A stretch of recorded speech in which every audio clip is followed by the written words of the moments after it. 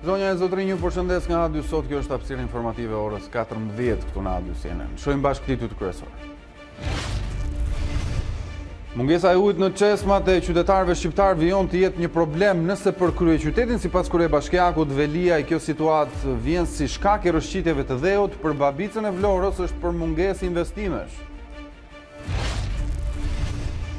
Shqiptarët shpenzojnë 44% të ardhurave të tyre mujore për të jetuar. Eurostat e rendit Shqipërinë në vendin e parë në rajon për nivelin e lartë konsumit për të ushqyer dhe për rrjedhoj dhe të varfërisë. Ndaj ekspertët rekomandojnë masa urgjente.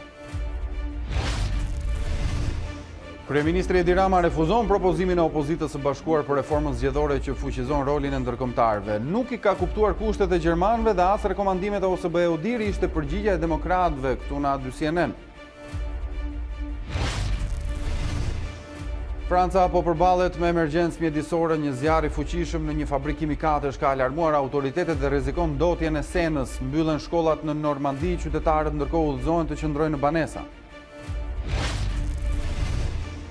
Derbi ndaj Tiranës mund të jetë ndeshja e fundit e Franco Lerdës në stolin e Partizanit. Presidenti Demi ka vendosur trajnerit fitoren si ultimatum. Pas një vere të gjatë pa ujë, Tirana vijon të ketë mungesa në furnizim. Por për kryetarin e Bashkisë së Riun Veliaj problemi ka kaluar dhe se sipas tij, gjithçka ka ardhur për shkak të një avarie nga rrëshqitja e dherave në rrjetin e Bovillës. Gjatë një tryeze për qeverisjen vendore, kryebashkiaku nuk ka fshehur tensionin ndaj asaj që po ndodh në Tiranë, ku pas krizës së ujit ndodhi tërmeti dhe më pas përmbytjet. Por kjo nuk e ka penguar kryebashkiakun të kërkojë më shumë kompetenca, konkretisht të drejtën për të dhënë leje mjedisore, moment për cilin ai nuk kurseu sulmin ndaj ministrit Klosi dhe zhvejkëve në ministrinë e tij, siç i quajti Veliaj. Është të paktën në Tiranë, edhe më vjen mirë që adresohen disa nga çështjet që i përjetuam këtë javën e fundit, si çështja e erozionit, një rrëshqitje e madhe në Zallher zhvendosi të gjithë tubacionin e ujit që vjen nga Bovilla në Tiranë. Nëse ka ndonjëri mendon që një kryetar bashkie, sot janë 61, e ka me dëshirë të lërë qytetin e vet pa ujë, s'di çfarë flet, se nuk besoj ka merak më të madh. Por ajo që kemi bërë natyrës herët ose vonë na kthehet mbrapsht. Gjithë pyetjet që kemi prerë, gjithë kanalet që kemi ngrënë, gjithë ndërtimet pa leje në përbrigje lumenç, herët ose vonë ja paguajmë haraç. Dhe pasi mbaroi dhe kjo sfidë, s'morëm do të frym nga një avari, sepse patëm tërmetin. Në Tiranë kemi rreth 1200 banesa të dëmtuara, disa janë. Tani kemi 5 vjet lejet mjedisore. Kolegja ime në Durrës, për një disko që bën zhurmë, do të marrë ministrin. Se ç'pun ka qeveria? Qeveria duhet bëj politikat. Qeveria nuk ka arsye pse duhet japi leje mjedisore për furrën e bukës në katin e parë. Se një zhvek në një zyrë që s'do t'i ikin këto letrat edhe korrupsionin që merr me lejet mjedisore, të gjithë kryetarët e bashkive nga Tropoja, ngjiro kase duhet marrin ministrin edhe për një lokal që bën zhurmë, se nuk ka gjas në botë, siç nuk jam bindur unë, të bindesh një qytetar që s'e ke këtë kompetencë. Se bindot me një gjyshe që thotë, shoqërion, unë votova ty. Ti më thua mua furrën e bukës dhe gomisterin dhe lavazhin poshtë e paska ministria. Fshati Babic në rrethin e Vlorës prej vitesh përballet me problemet theksuara të furnizimit me ujë të pijshëm. Banorët ankohen se uji në çesmat e tyre vjen një herë në disa ditë dhe nuk është i pijshëm. Ata detyrohen ta blejnë ujin në Vlorë ose ta mbushin në lumin që kalon pranë fshatit të tyre. Bidona në balkone, depozita dhe fuqi që grumbullojnë ujin është panorama që shikon thuajse në 300 banesat e fshatit Babic të Vlorës. Vetëm 3 kilometra larg qytetit turistik të Vlorës, Babica përjeton kushte mesjetare sa i takon furnizimit me ujë të pijshëm. Banorët shprehen se uji vjen në çezmat e tyre 30 deri në 60 minuta dhe jo për ditë, por një herë në 2 apo 3 ditë. Unë në fshat jam pa ujë fare, e blej, sjell botin që mbush botin të keqen në pensioniste jam. Kotën verit kishim mojt lashim natën jo ditën, kur thonë, tani s'kemi ujë. Me ujë të pijshëm s'kemi fare. Marim ujë na vina lumi, po edhe kur lajemi në hatrupi. Vdiqem, kruhemi si kur kemi zënë qere. Ka ujë me bollok i lumi, po vetëm për të larë. Qesëm s'kemi neve. Qesëm edhe ky na vin një herë në 2 ditë. Jetit po jo vjen. Ujë lumi ishte ajo, ujë lumi ishte ajo, ai s'bën pas për piras për të.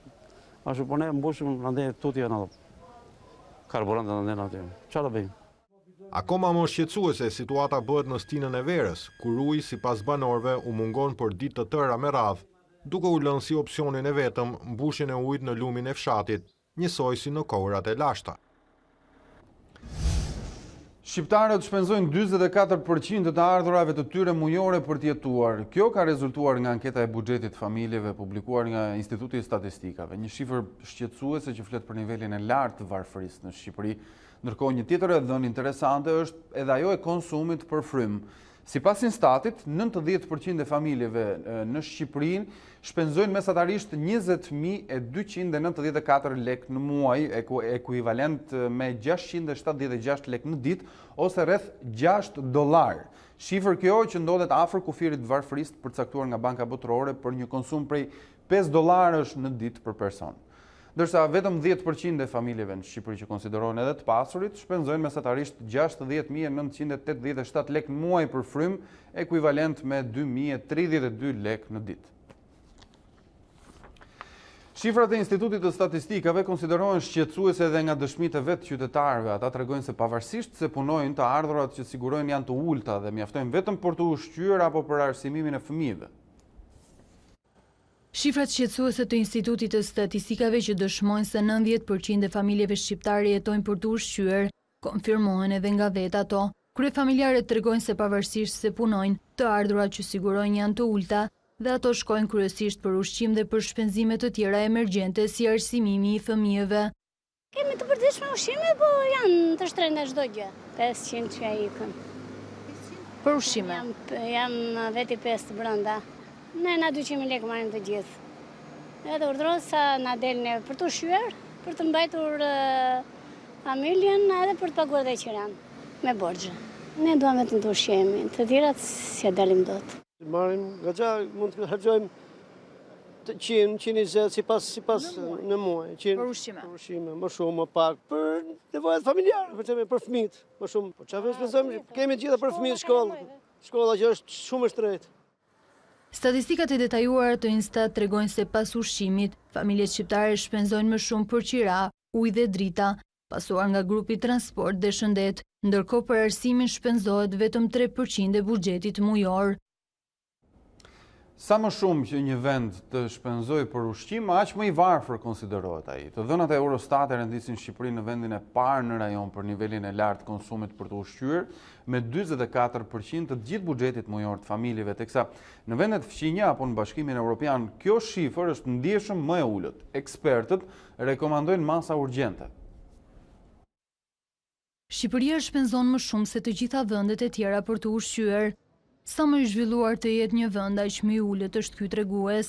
Të dhënat e Institutit Evropian të Statistikave tregojnë se në vendin tonë familjet shpenzojnë 44% të buxhetit të tyre mujor për ushqim, ndërsa pas nesh në rajon renditet Maqedonia e Veriut me 43.3% dhe Kosova me 40%.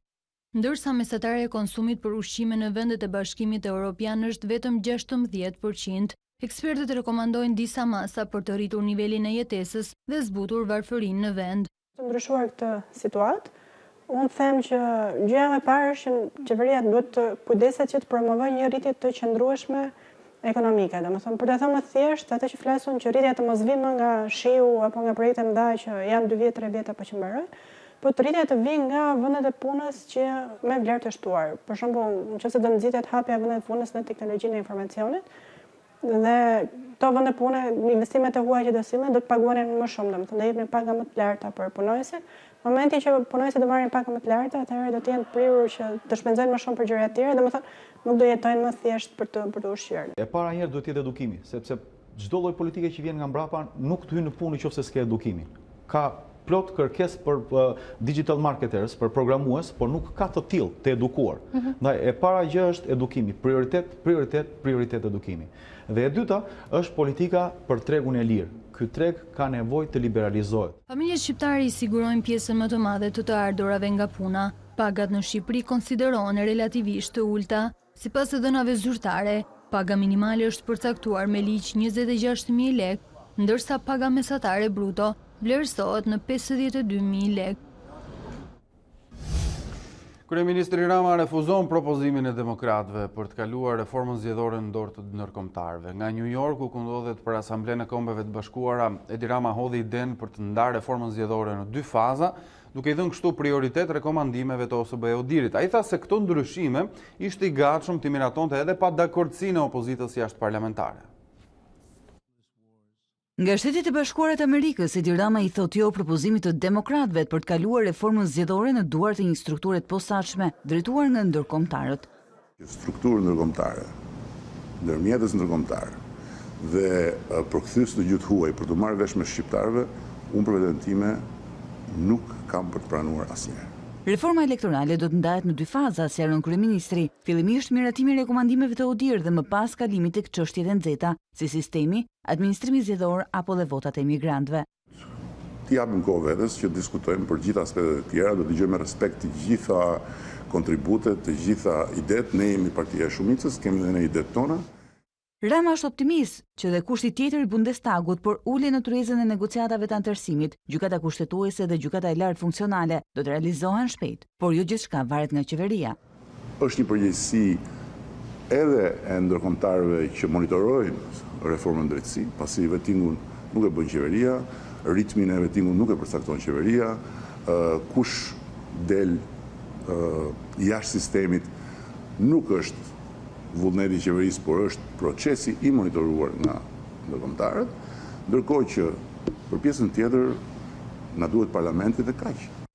Kryeministri Rama ndodhet në Asamblenë e Përgjithshme të OKB-s dhe sipas tij ka një mesazh për te foto zyrtare me presidentin e Shteteve të Bashkuara Donald Trump.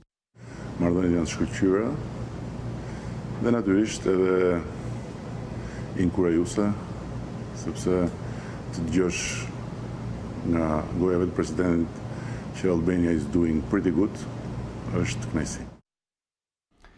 Sekretari demokrat për çështjet zgjedhore Ivi Kaso tha këtu në A2 se refuzimi i kryeministrit ndaj propozimit se listë blu për reformën zgjedhore tregon se ai nuk ka kuptuar as kushtet që ka vendosur Bundestagu gjerman, as kriteret e OSBE-dirit për zgjedhjet. I pyetur për sistemin zgjedhor, ndryshimi të cilit kërkohet edhe nga aleatët, Kaso tha se nuk është ky problemi më i madh i zgjedhjeve. Kryeministri jetonte akoma në atë fluckën e vetkënaqësisë, cilën e ka krijuar ndoshta pas atij takimit disa sekondesh me presidentin e Shteteve të Bashkuara dhe realisht nuk ka kuptuar ose nuk ka lexuar së pari njerë kushtet të cilat ka miratuar rezoluta e Bundestagut për sa i përket Shqipërisë, për çfarë duhet të plotësoj Shqipëria në kuadër të reformës zgjedhore dhe nga ana tjetër as rekomandimet e ODIHR-it. Ndoshta kryeministri mendon që po të ulet atje me ekspertë e tij dhe me votat që ka, mund të bëjë disa ndryshime ligjore të cilat do të jenë të vetë mjaftueshme për të quajtur reformë zgjedhore. Në fakt kështu nuk është, sepse këtë ushtrim e ka provuar dhe nuk ja kanë quajtur. Rezoluta e Bundestagut gjerman ka një parashikim specifik për sa i përket reformës zgjedhore. Në fakt ka 2. Njëri prej cilëve është që drafti i njëanshëm, i miratuar vetëm me votat e majorancës nga ky kryeminist nuk është ai i duri për të quajtur reformë zgjedhore, prandaj kërkon në mënyrë specifike rishikimin e atij drafti. Dhe nuk e kërkon këtë ushtrim ta bëjë vetëm kryeministri me deputetët e tij në parlament dhe me pseudo-opozitën në parlament, por kërkon një angazhim të gjitha forcave politike në mënyrë që të arrihet në një draft konsensual. Për sa i përket diskutimeve për sistemin, sigurisht opozita e bashkuar ka patur një qëndrim të saktë, të cilën e ripërsërit këtu te ju, diskutimi lidhur me sistemet zgjedhore dhe me sistemin aktual të cilën jemi duke aplikuar, nuk është një diskutim tabu, por sigurisht në tryezën e reformës nuk mund të jetë diskutimi më i rëndësishëm. Pasi problemi më i rëndësishëm i zgjedhjeve në Shqipëri nuk është sistemi në këndvështrimin tonë. Është një propozim dhe për rishikimin e sistemit, cilën jemi të hapur, të ulemi në tryezë dhe ta shohim me shumë seriozitet. Të mirat dhe të këqijat e sistemit që kemi, të mirat dhe të këqijat e sistemeve që aplikojmë.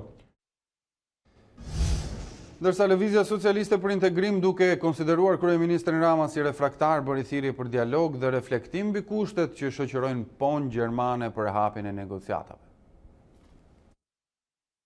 Në emër të Lëvizjes Socialiste për Integrim, duke e lexuar me realizëm mesazhin që na vjen nga Parlamenti Gjerman, edhe një herë apelojmë mbi domosdoshmërinë që merr në këto kushte dialogu politik, jo si fars, jo si teatër, por si institucion në një shoqëri demokratike ku interesat e vendit dhe prioriteti kombëtar i integrimit evropian të Shqipërisë prevalon dhe vihet mbi gjithçka tjetër. Natyrisht është për të ardhur keq që vullnetit të mirë të shprehur nga opozita për të ulur në dialog, për t'i marrë të gjitha kushtet që duhet të përmbush Shqipëria një për një, për të nxjerrë përgjegjësinë dhe për t'u angazhuar në plotësimin e tyre, ka gjetur një qëndrim refraktar dhe të papërgjegjshëm nga ana e kryeministrit të vendit. Deputetja Rudina Hajdari ishte në shkollën Shenaze Juka në qytetin e Shkodrës, shkollë e cila u bë epicentër e protestave të Partisë Demokratike përpara zgjedhjeve lokale të 30 qershorit. Gjatë fjalës së deputetes në aktivitetin organizuar në këtë shkollë, ajo është ndërprer nga një i ri që kishte hyrë në sallë dhe e cilësoi Hajdarin si turpin e këtij vendi.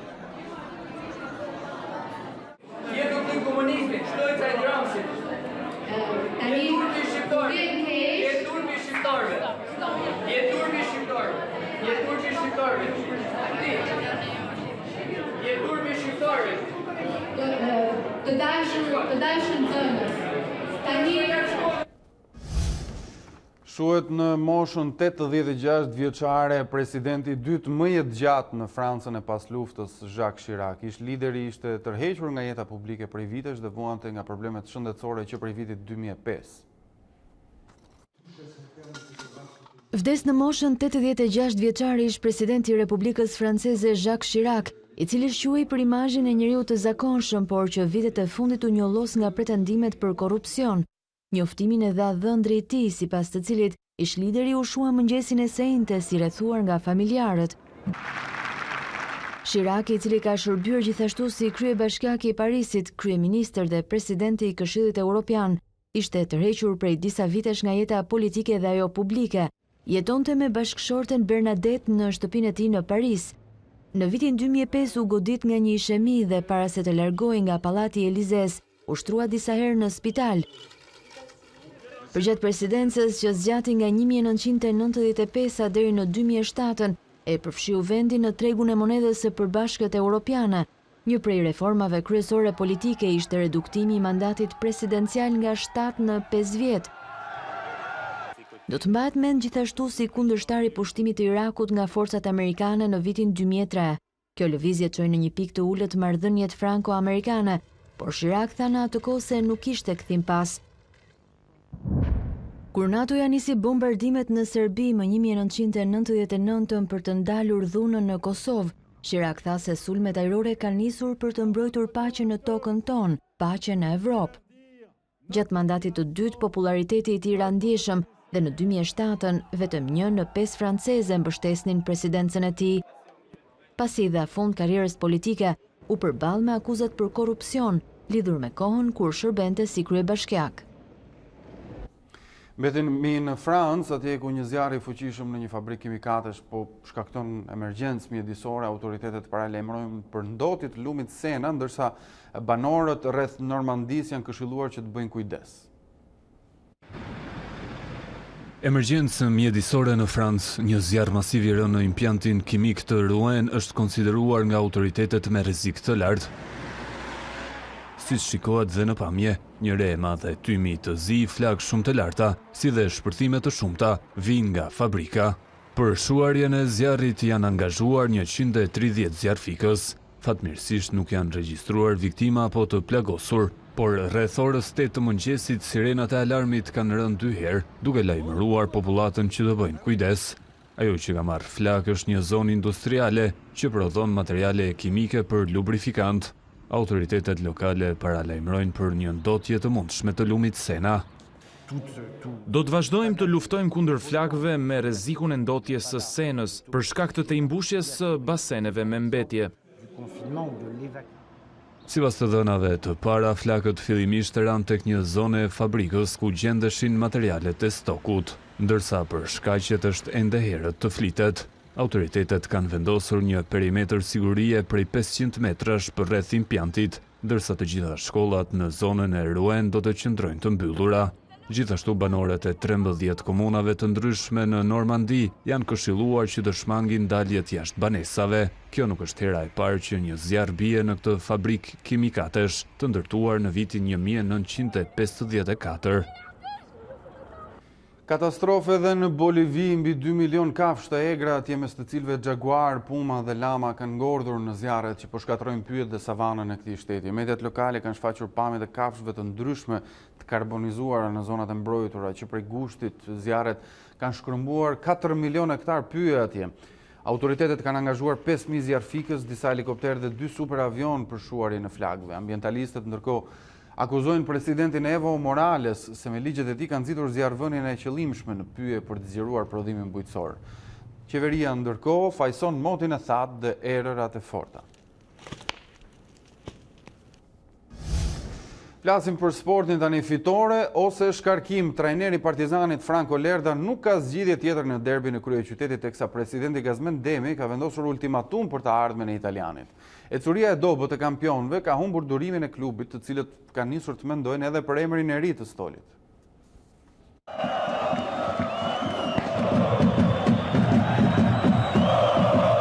Derbi Tirana Partizani është shansi i fundit për trajnerin e të kuqve Franco Lerda që të mund të shpëtoj stolin. Forma e dobët e Partizanit me 2 humbje, 1 barazim dhe 2 fitore ka bërë që klubi të marrë një vendim në lidhje me të ardhmen e trajnerit. Ultimatumi u zbulua nga kamerat e A2 News në mbledhjen e Federatës së Futbollit, me presidentin e të kuqve Gazmend Demi, i cili në një bisedë sipër me 2 homologët pashklaska të klubit të Laçit dhe administratorin e flamurtarit Sinan Idrizi, thekson se do ta shkarkoj trajnerin Lerda në rast humbjeje në derbi.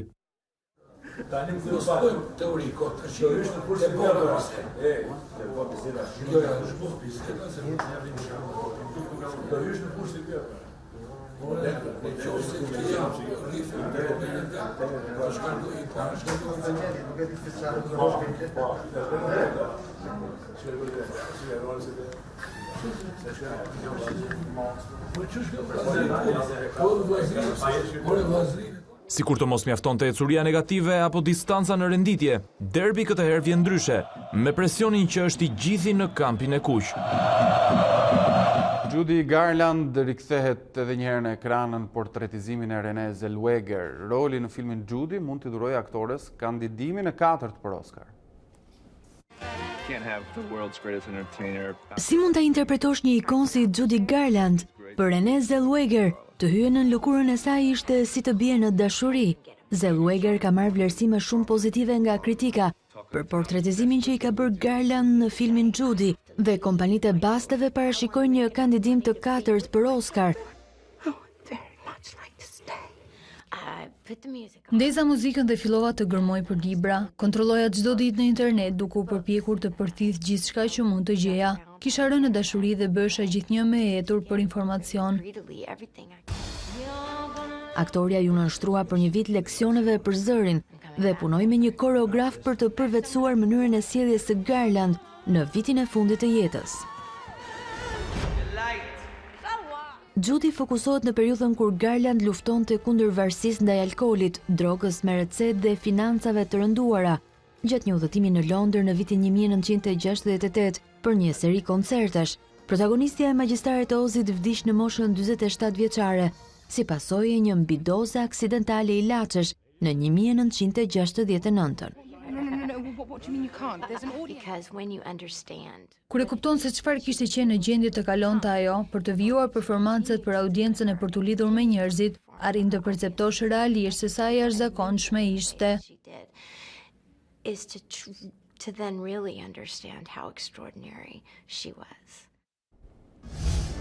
Me këtë informacione kemi mbërritur në fund të A2 sot orës 14. Përpara se të ndahemi, ju kujtoj të klikoni në faqen tonë të internetit a2cnn.com për zhvillimet më të fundit nga vendi, rajoni dhe bota. Bashkë mirupafshim.